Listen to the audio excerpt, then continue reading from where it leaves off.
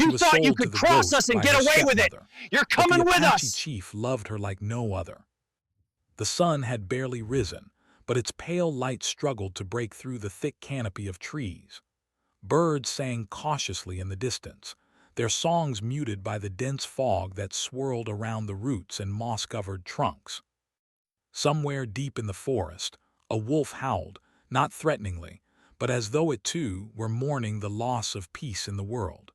She felt the cold weight of dread pressing against her chest. Her stepmother had sold her, like a piece of silk or a golden trinket, to a man known only as the ghost. No one dared speak his name aloud. Villagers whispered of him in fear, and travelers crossed themselves when his story came up. They said he moved like smoke, unseen and untouchable, leaving only mystery and terror behind. And now he would have her. Ilara's fingers trembled as she clutched her cloak tighter. She had known hardship in her young life. She had learned to hide her thoughts and swallow her tears, but nothing had prepared her for this. Not the loss of her mother, not the cruelty of her stepmother, and certainly not the looming shadow of a man who seemed more legend than human. Yet as she took her first hesitant steps into the forest, she felt something else, an unfamiliar spark of defiance. Perhaps it was fear, but perhaps it was also hope. She could not let despair claim her. She would survive. The forest seemed alive, as if it were aware of her presence. Leaves rustled above her head, though there was no wind. The moss beneath her feet gave soft resistance, like the earth itself was testing her resolve. Every snapping twig and distant murmur set her heart racing, but she pressed on. Somewhere beyond the trees the ghost waited, and then she saw him. Not the ghost, but a figure on a hill, partly hidden by the morning mist. His skin was copper-toned, his dark hair tied back with a simple leather cord, and his eyes were like pools of storm-tossed water, deep and knowing. He was tall, and his presence carried a quiet authority. Ilara did not know why, but her heart leapt at the sight. This was Kyan, the Apache chief. Stories of him had traveled even beyond the forest. People said he could speak to the wind, that he could hear the heartbeat of the earth. They said he protected his people with courage and wisdom, standing as a barrier between the natural world and the darkness creeping in from beyond the mountains. Ilara wanted to call out to seek his help, but her stepmother's words rang in her ears. Trust no one. Not even him. And so she kept walking. Hours passed. The forest grew thicker, darker. The fog wrapped itself around her like a cloak, and the shadows of ancient trees seemed to reach for her. Finally, she reached the clearing where the ghost was said to reside. The fortress appeared like a dream or a nightmare. Its tall walls were blackened, as if fire and smoke had marked them, yet there was a strange beauty in its jagged towers. They stretched into the clouds, touching the sky as though daring the heavens to challenge them. Ilara's stomach turned, but she forced herself forward. The gates loomed, silent and cold. The air smelled of earth and rain, of old wood and something else she could not name, something dangerous, yet familiar like a shadow of sorrow. She stepped through the gates, and the world seemed to shift. Silence pressed down on her, broken only by the faint echo of her footsteps. The fortress was vast, a maze of stone corridors and arched doorways. It smelled of history, of secrets buried long ago, and every corner she passed seemed to whisper warnings she could not yet understand. Then she heard it, a soft, measured voice, like wind through broken glass. "You are here," the voice said, neither angry nor welcoming, but filled with a quiet certainty. Ilara froze. She had expected a monster, a cruel man who would demand obedience and punish any disobedience with cold cruelty. But when she turned, she saw a figure step from the shadows, and she realized that the stories were only half true. The man was tall and lean, cloaked in dark fabric that seemed to absorb the light. His face was partly hidden beneath a hood, and yet there was something human about him, something almost sad. "I am the ghost," he said, his voice low and strange, like a melody she could not forget. "And you are here because your stepmother chose for you a path I did not expect." Alara's heart pounded.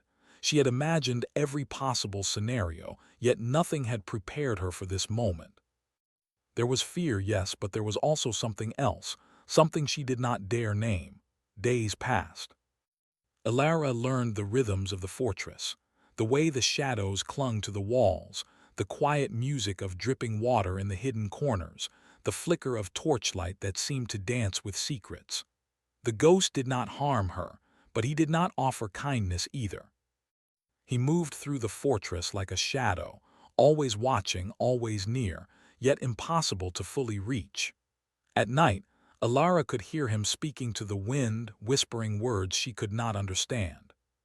Sometimes she thought she heard laughter, soft and broken, like the sound of a memory that had been lost. And sometimes, when the moonlight fell just right, she could see a glimpse of sorrow in his eyes, a sorrow that mirrored her own. It was during one such night that she first saw Kyan again. He appeared at the edge of the forest, watching the fortress from a distance. Their eyes met across the clearing, and in that moment the world seemed to hold its breath. Alara wanted to run to him to feel safety in his presence, yet she stayed. She could not. The ghost's eyes were on her, even if she could not see him, and she knew that leaving might be impossible. Time passed slowly. Alara began to understand the ghost in small, careful ways. He was not cruel, though he carried a darkness that pressed against everyone he met. He was lonely, bound by a curse that made him a prisoner of his own life, unable to form lasting connections, unable to feel warmth without fear of losing it. Yet despite everything, she felt a strange pull toward him. Not fear, not hatred, something softer, something that tangled with her heart in ways she could not untangle.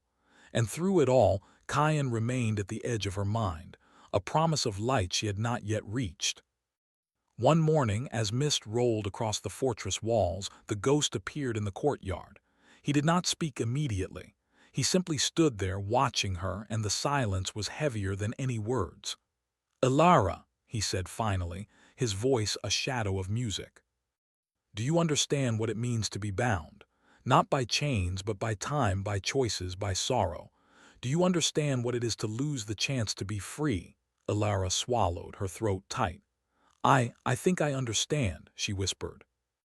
He nodded slowly, as if confirming a secret he had known all along. "Then you will see the truth soon. You will see the cost of this world and the power that hides behind fear. And you will choose, though you may not yet know what you truly want." Her heart ached. She wanted freedom, but she also wanted understanding, protection, love. And she did not know which path would give her that, or if such a path even existed.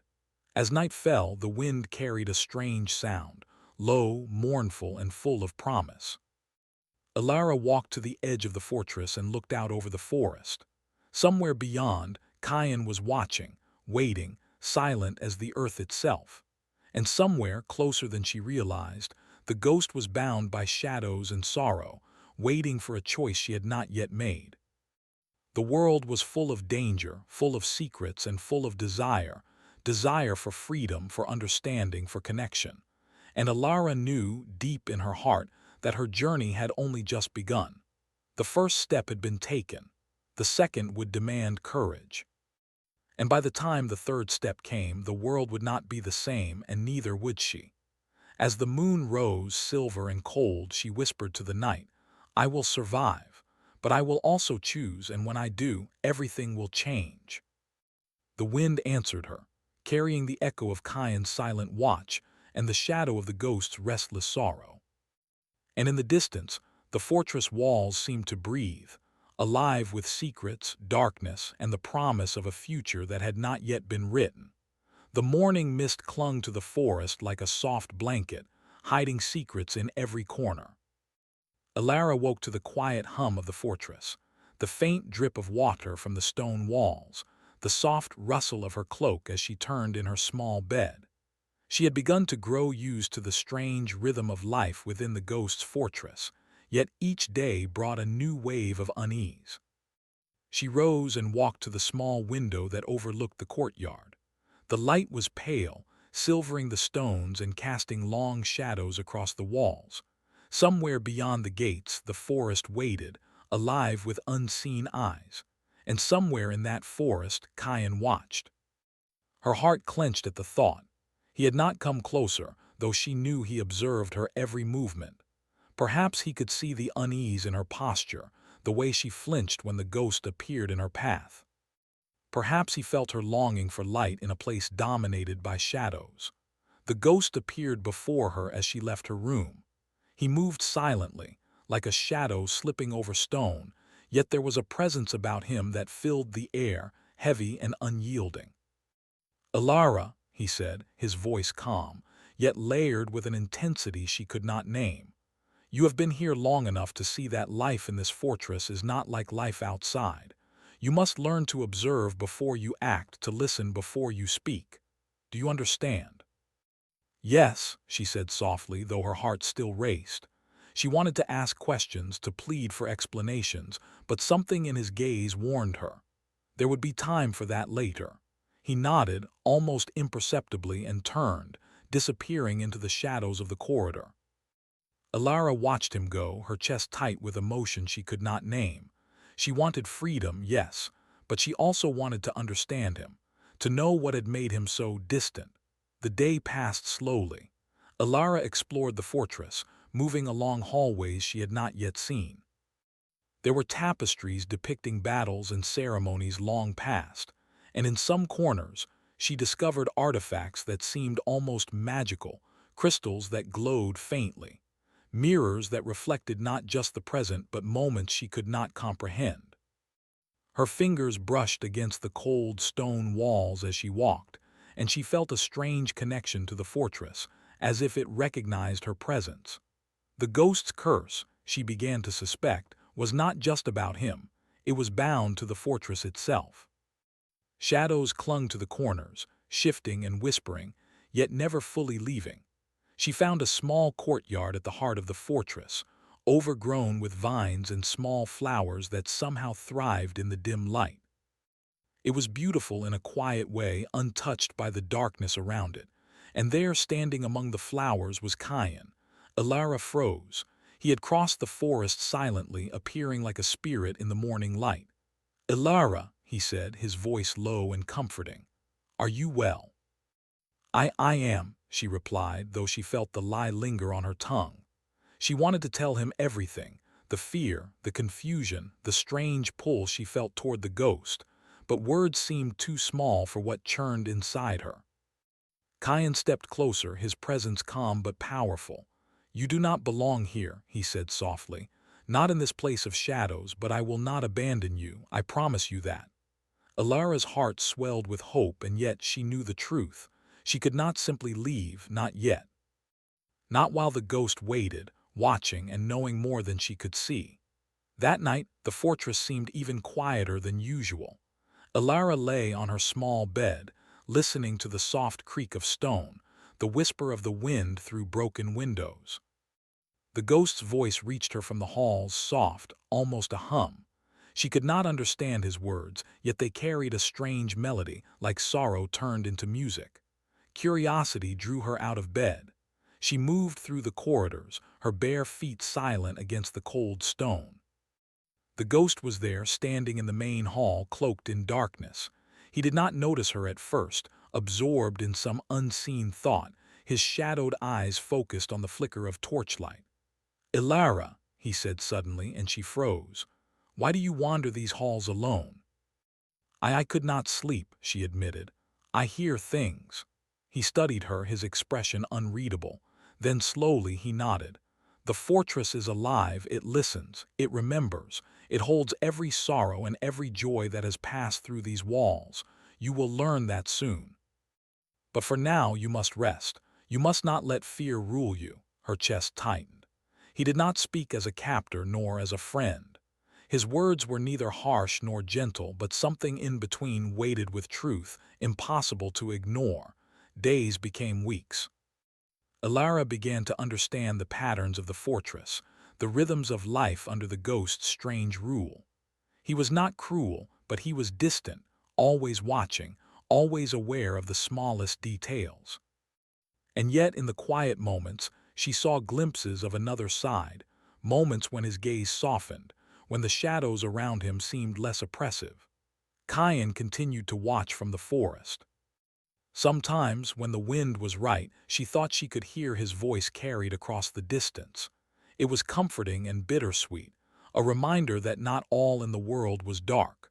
One evening, as the sun dipped behind the mountains, the fortress seemed to hum with energy.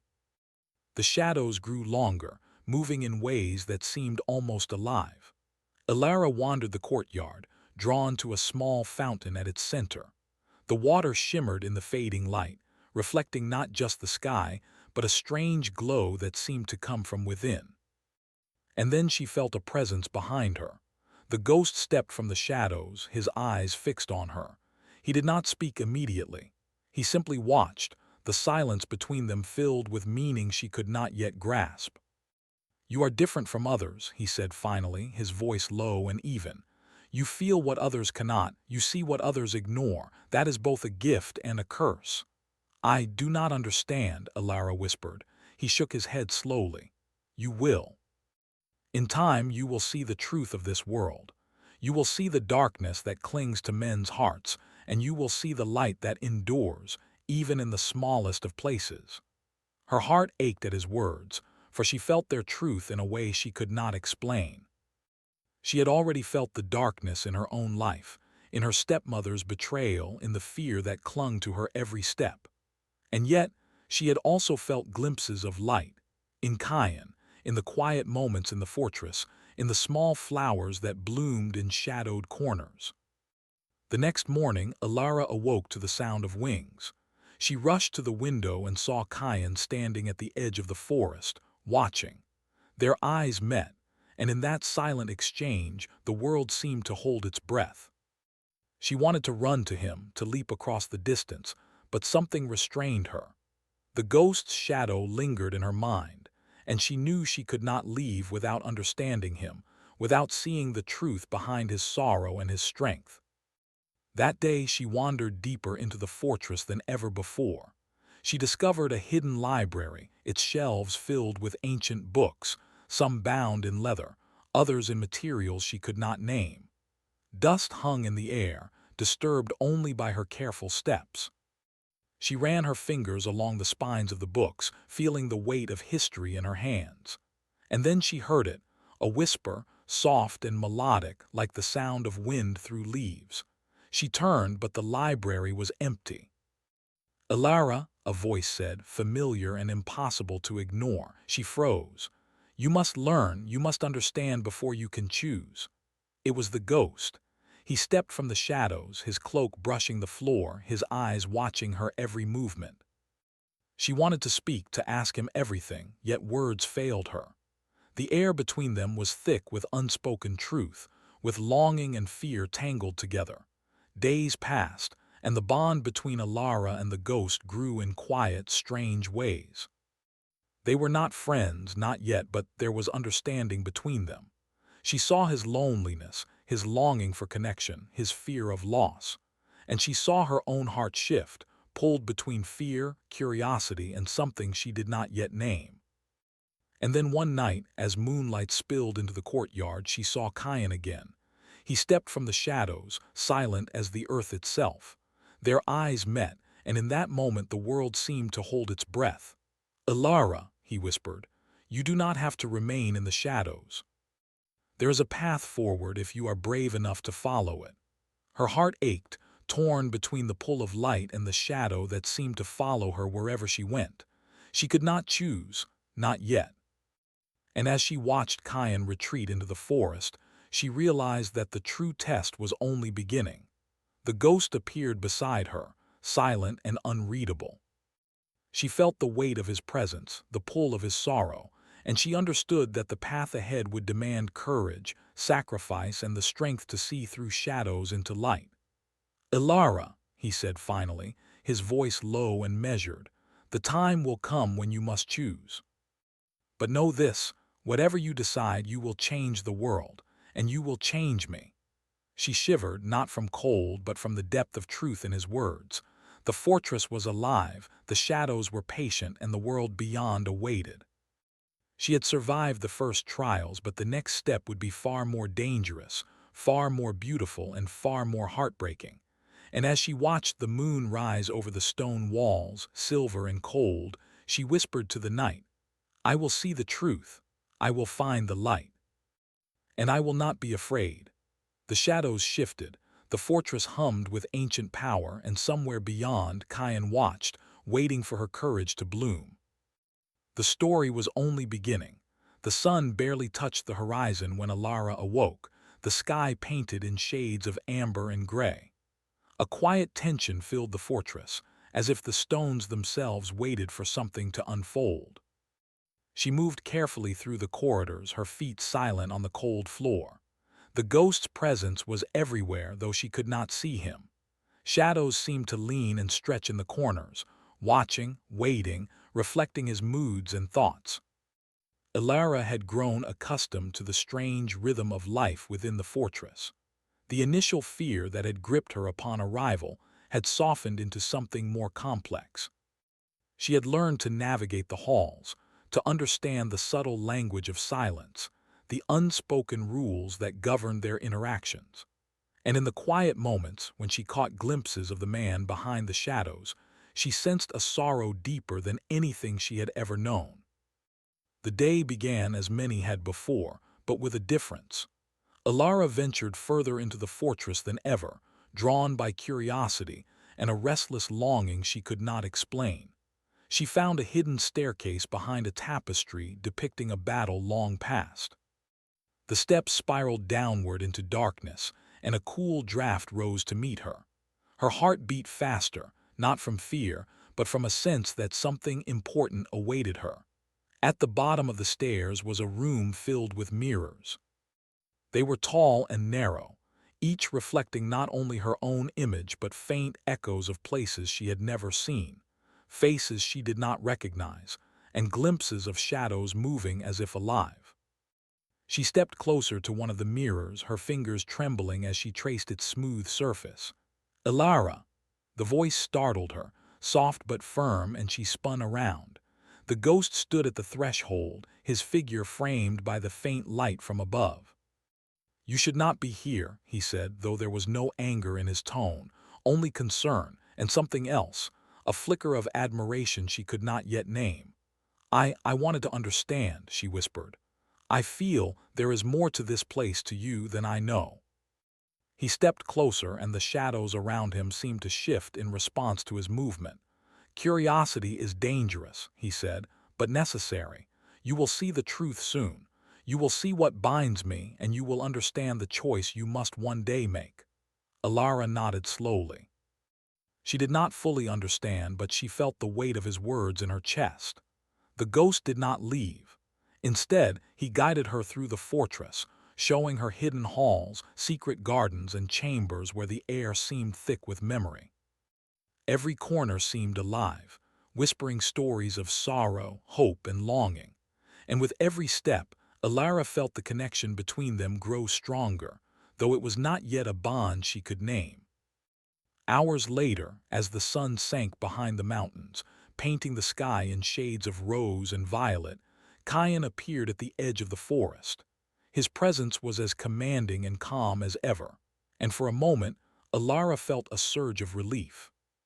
She wanted to run to him, to step out of the shadows that bound her, but something held her back. The ghost was near, watching, always watching.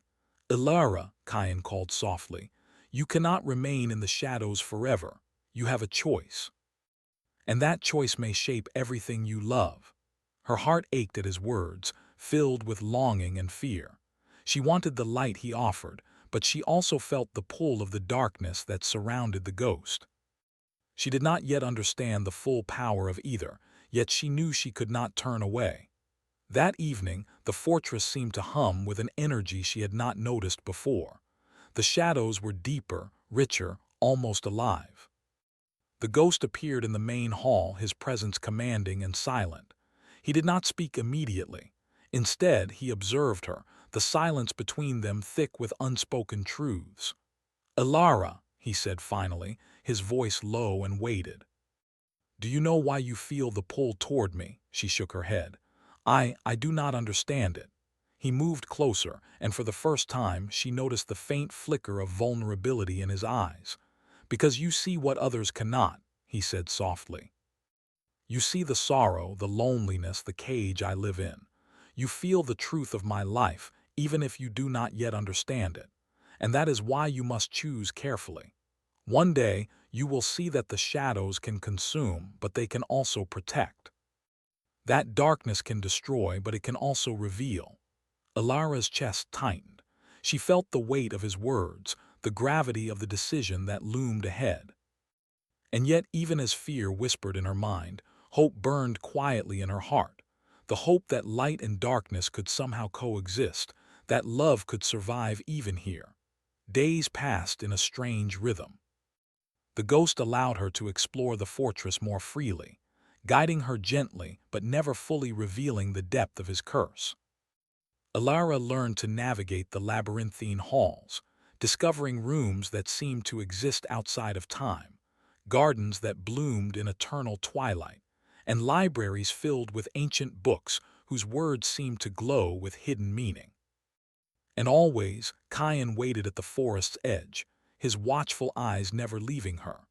Sometimes she thought she heard his voice carried on the wind, whispering encouragement, reminding her of the life and light that awaited beyond the shadows. One evening, drawn by a strange warmth, she entered a chamber at the top of the tallest tower. The walls were covered in mirrors, reflecting the twilight sky and her own reflection 1,000 times over. And in the center of the room stood the ghost, silent, his cloak brushing the floor. "Ilara," he said softly, "look at yourself." She obeyed, stepping closer to one of the mirrors. She saw herself reflected back, but also saw faint shadows clinging to her, swirling around her form. And behind her reflection she saw another figure, a man with stormy eyes, watching her with concern and longing. Kyan. The ghost stepped closer, his presence both commanding and gentle. "You feel the pull between light and dark," he said. "It is not weakness, it is understanding. One day you will have to choose which path you will follow, and when you do, you will see the truth of both." Ilara's heart raced. She wanted to step into the light, into Kyan's embrace, yet she felt the weight of the shadows surrounding the ghost. She did not yet understand what she truly wanted, and the uncertainty twisted in her chest. That night, a storm rolled over the mountains. Thunder rumbled in the distance and rain pattered against the fortress walls. Ilara sat by a window, watching the storm, feeling a strange kinship with it.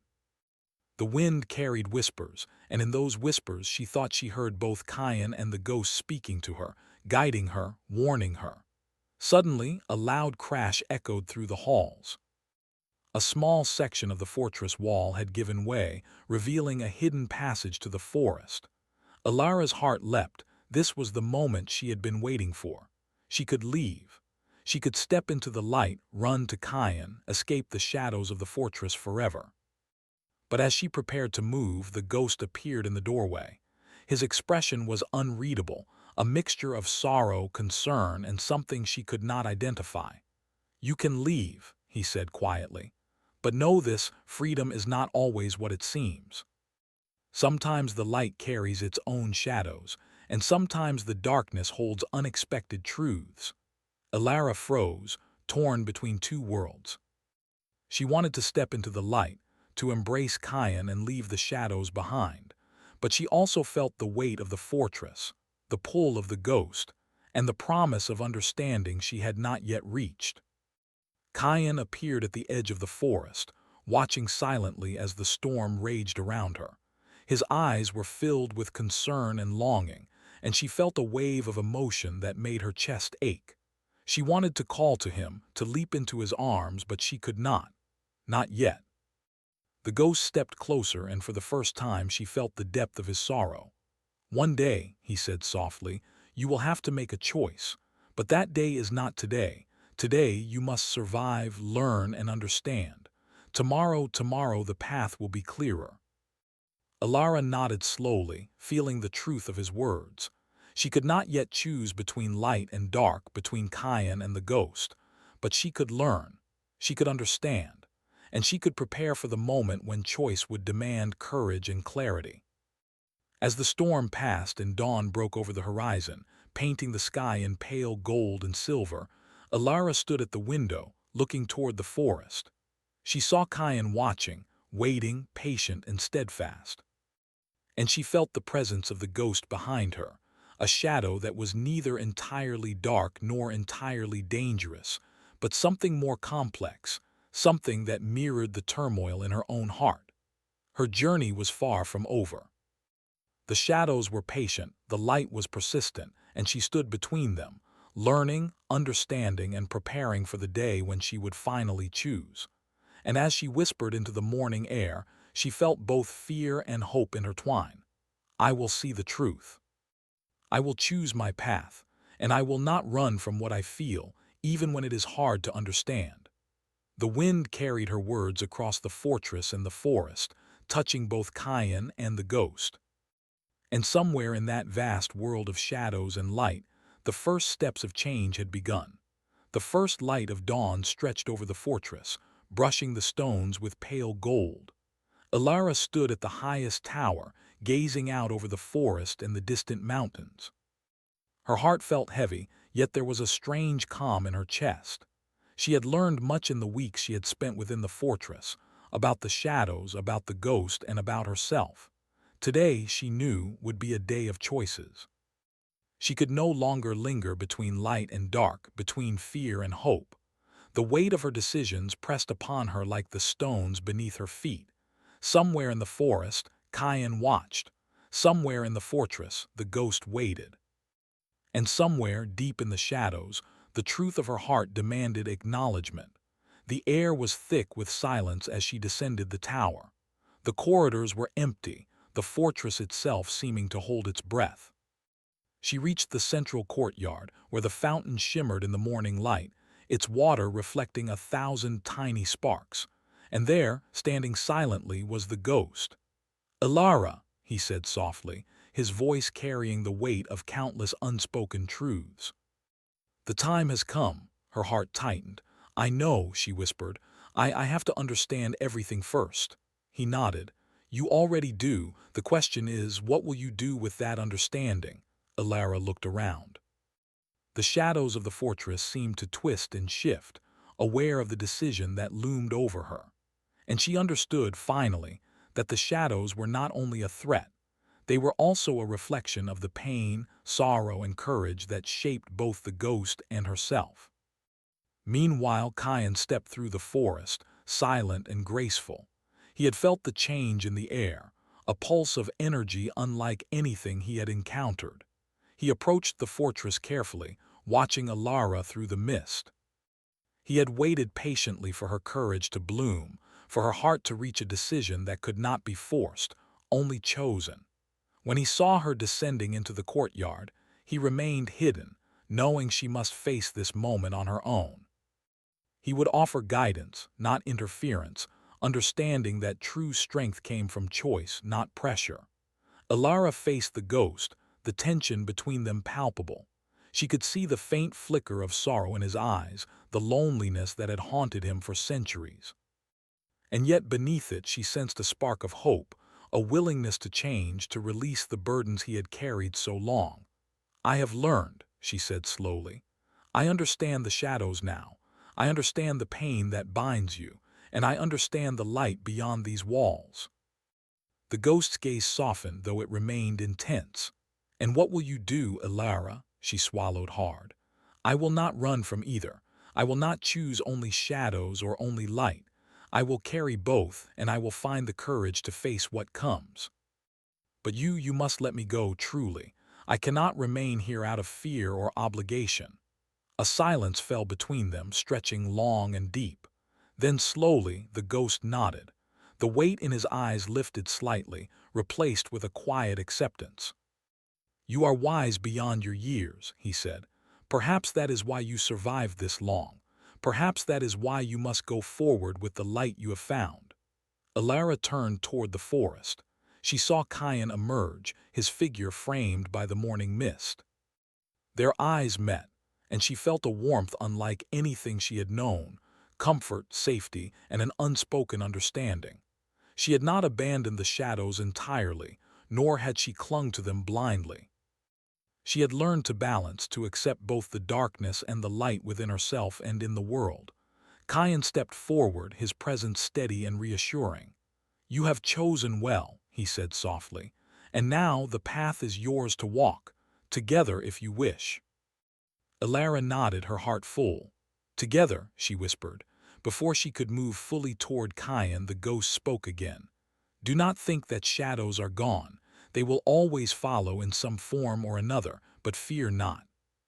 You now have the strength to meet them and the courage to face what is needed." She bowed her head slightly, acknowledging him. "I will remember, and I will not forget what I have learned here." The ghost's eyes flickered with a shadow of a smile, faint but real. "Then perhaps, after all, redemption is possible, even for one like me." With that, he stepped back into the fortress, fading into the shadows as if he were part of them, leaving her free to choose her own path. The fortress did not feel oppressive now. It felt like a place of lessons, of trials, and of understanding that shaped her heart and mind. The forest welcomed Alara as she stepped onto the soft earth, its cool grass brushing her feet. Kyan took her hand, his grip gentle but firm, grounding her in the moment. The world beyond the fortress was alive with possibility, the sun rising, birds singing, leaves rustling in a language she was only beginning to understand. "You feel it, don't you?" Kyan asked, his voice soft. "The world is waiting, and we are part of it now." Alara nodded. "I do. I feel it in every breath, in every heartbeat. I understand the shadows, but I also see the light, and I will walk forward with both." They walked together through the forest, the bond between them growing stronger with every step. She glanced back once, toward the fortress, and felt a mixture of sorrow and gratitude. The ghost had not been her captor in the way she had feared. He had been a teacher, a mirror, and a challenge she had to face. She would carry the lessons of the fortress forever in her heart and in her choices. As they walked, the wind carried whispers, faint and melodic. Alara recognized them, echoes of the fortress, of the ghost's voice, of the lessons she had learned. And she understood finally that shadows and light were not enemies. They were parts of life, intertwined, shaping every choice, every emotion, every bond. Kyan looked at her with quiet admiration. "You are ready," he said. "Ready to face the world, ready to protect what you love, and ready to embrace the path that is truly yours." Alara smiled, a small, radiant curve of her lips. "I am ready," she whispered, feeling the warmth of hope fill her chest. "And I will not fear what comes, for I know now that love and courage are stronger than any shadow." They reached the edge of a wide, flowing river, its waters sparkling in the morning light. Kyan paused, letting her take in the beauty of the world beyond the forest. Trees stretched toward the sky, mountains rose in the distance, and birds soared freely above them. Alara stepped closer to the water, letting the cool mist touch her face. She felt renewed, cleansed, as though the lessons of the fortress and the shadows had been washed away, leaving only understanding and strength behind. Kyan reached for her hand, and this time she did not hesitate. Together they stepped forward, leaving the fortress behind but carrying its lessons with them. The ghost had released her, and in doing so he had begun his own journey of redemption, a path that she knew would continue, even if they were apart. As they walked deeper into the forest, the world seemed to open before them. Every sound, every movement, every whisper of wind spoke of possibility, of courage, and of hope. Alara felt alive in a way she had never known, free not only from the fortress but from the fear that had once bound her heart. She glanced at Kyan, his eyes filled with quiet strength and unwavering resolve. "We will face the world together," she said. "Yes," he replied. "And whatever comes, we will not walk alone." And in that moment the forest seemed to shimmer with life, as if the earth itself acknowledged their courage and their bond. The shadows of the fortress remained behind, but they no longer frightened her. They were part of her story, part of her growth, part of the love and understanding that would guide her forward. By the time the sun reached its full height, Elara and Kyan emerged from the forest into a wide, open valley. The sky was vast and endless, the mountains rising like silent guardians. She breathed deeply, savoring the air, the light, and the freedom that was hers at last. She knew that life would not be without challenges, that shadows would always exist, and that choices would continue to test her courage. But she also knew that love, understanding, and the lessons of the past had given her the strength to meet them all. Elara smiled, her heart full, her spirit unbroken. She had survived, she had learned, and she had chosen. And as she walked beside Kyan, hand in hand, she whispered softly to the wind, "Even in shadows, love survives, and in the light, courage grows. I am ready for whatever comes." The wind carried her words across the valley, touching the mountains, the forest, and even the fortress she had left behind. Somewhere in the shadows, the ghost listened, feeling the echo of redemption and hope. And in that quiet, powerful moment, the world seemed whole again. The journey was far from over, but for the first time, Elara knew she would face it without fear, guided by love, wisdom, and the balance of light and shadow within her heart.